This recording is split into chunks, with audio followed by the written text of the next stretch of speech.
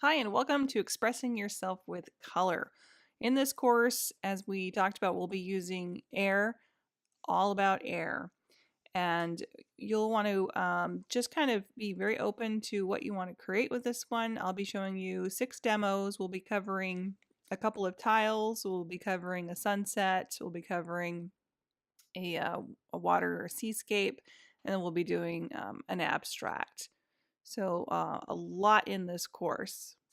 And so it's a great introduction course to alcohol inks, and it's also for any of you that feel like you either are not comfortable with drawing or don't like to have very detailed paintings, or you just want to express yourself using color.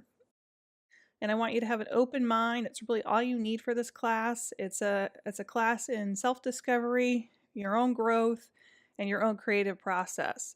Of course, we'll loosen up.